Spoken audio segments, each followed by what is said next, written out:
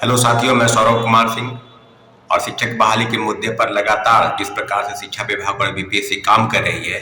इस बात को प्रमाणित करती है कि सरकार के तरफ से जितनी भी योजनाएं और शिक्षक बहाली के नाम पर जो चीजें हो रही है, खासकर पूरक परिणाम सप्लीमेंट्री रिजल्ट को लेकर जिस तरह की चीजें बीपीएससी द्वारा की जा रही है, क्या वो सही है? क्या सरकार के संज्ञान में इस तरह के मामले नहीं आने चाहिए? और शिक्षा विभाग से जिस तरह की चीजें हुई, शिक्षा विभाग ने पहले 3 जनवरी के दिन नोटिस भेजा कि लगभग 14,700 पदों पर पूरक परिणाम, खासकर TRE-2 में यानी सेकेंड फेज की बहाली में पूरक परिणाम जारी होने की चीजें बिल्कुल स्पष्ट हो गई थी कि पूरक परिणाम जारी होंगे और इस बात के लिए लगभग 15-20 दिन इंतजार किया गया और तब जाकर शिक्षा विभाग ने अपने चिट्ठी के माध्यम से वापस लिया कि पूरक परिणाम जारी नहीं होंगे। और उसके बाद लगातार जो छात्र अभ्यर्थी है, शिक्षक है, जिन्होंने परीक्षा दी है, उसके मन में एक उपापों की स्थिति अभी भी बरकरार है कि क्या सप्लीमेंट्री रिजल्ट नहीं आएगा।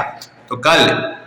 SC/ST यानी अनुसूचित जाति अनुसूचित जनजाति के वेलफेयर के लिए समाज कल्याण विभाग द्वारा जो शिक्षक बहाली निकाली गई थी, उसके पूरक परिणाम जारी हुए हैं। तो क्या इस तरह के ग्रीवांसेस जो बताए जा रहे थे ग्रीवांस सेल में, बीपीएससी द्वारा स्पष्टीकरण मांगा गया था कि जिन लोगों का ग्रीवांस सेल में इस तरह की चीजें हैं, कोई आपत्ति है खासकर मिनिमम कट ऑफ को लेकर या कोई ऐसा चीज, तो उसके लिए भी डॉक्यूमेंट अपलोड कराने की बातें की जा रही थी और डॉक्यूमेंट अपलोड हुआ भी।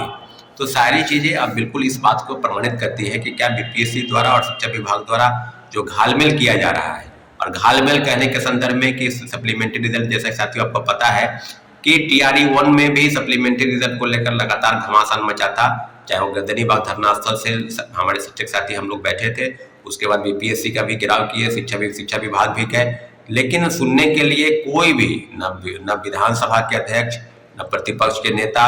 न सत्ताधारी दल के नेता, न विरोधी दल के नेता, किसी भी राजनीतिक दल के नेता को इससे कोई मतलब नहीं। सिर्फ बयानबाजी करना इस बात को प्रमाणित करती है कि हमको शिक्षकों का वोट चाहिए, हमको आपसे बहुत सहानुभूति है, और गोल मटोल बात करके शिक्षक अभ्यर्थियों के बातों को गुमराह किया गया। और वही लोग जो लोग पहले विरोधी दल के नेता थे, जैसा कि सबको पता है कि विरोधी दल में विधानसभा और विधान परिषद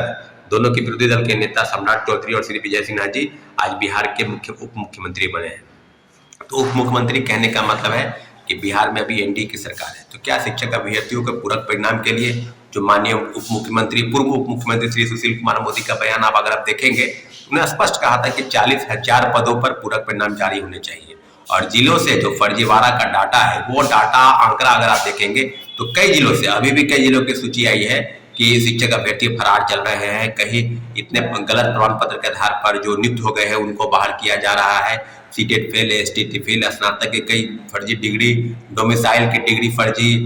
दिव्यांगता प्रमाण पत्र फर्जी। तो इन सब के आधार पर एक बात स्पष्ट हो गया है कि जिलों से जो सूची भेजी गई थी शिक्षा विभाग को, वो मल्टीपल रिजल्ट के लिए, यानी एक से ज्यादा पदों पर अगर किन्हीं का रिजल्ट TGT में आ गया है, किसी का PGT में, TGT यानी 1 to 5 से लेकर 11-12 पर किसी का रिजल्ट आता है तो ज्वाइन तो करेगा एक ही जगह वो। तो जो पद खाली रह गए, खासकर मल्टीपल रिजल्ट को लेकर जो पद खाली हैं, सभी पद पूरक परिणाम आने के लिए सरकार के तरफ से शिक्षा विभाग को सूची भेजी गई। तो शिक्षा विभाग में वही सूची बीपीएससी को भेजी गई कि 14,000 लगभग 700 पदों पर पूरक परिणाम जारी होने चाहिए। परंतु जिस तरह के जो चिट्ठी जो निकला,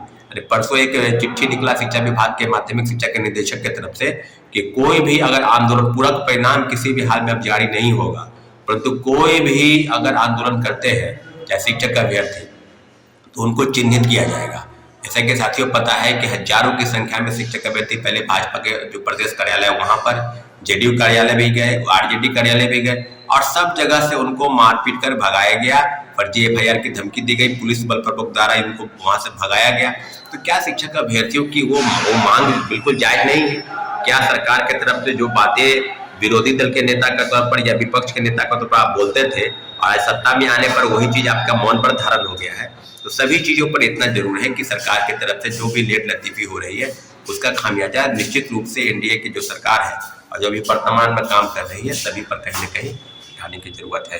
तो हम इस बात की पुष्टि करते हैं और निश्चित रूप से सरकार की तरफ से जितने भी संज्ञान शिक्षक बहाली के नाम पर नहीं लिया जा रहा है और लगातार शिक्षकों को गुमराह किया जा रहा है, इस बात को पुष्टि करती है इस चिट्ठी से कि आने वाले समय में शिक्षक अभ्यर्थी अपनी मांगों को लेकर कहीं कोई डरने की जरूरत नहीं है। सप्लीमेंट्री रिजल्ट की मांग हमारी जायज है और इसको हम किसी भी हाल में लेकर रहेंगे। जैसे कि साथियों पता है कि TRE-1 में दर्जनों याचिकाएं माननीय उच्च न्यायालय में दायर हो चुकी है। इसलिए टीआरई 2 में भी SC ST वेलफेयर का अगर रिजल्ट आया है तो सभी पदों पर सप्लीमेंट्री रिजल्ट आना चाहिए। इसके लिए हम लोग प्रतिबद्ध हैं और लगातार सरकार से गुहार कर रहे हैं। लेकिन इतना जरूर है कि तुगलकी फरमान जारी करने से कोई भी समस्या का हल नहीं हो जाता,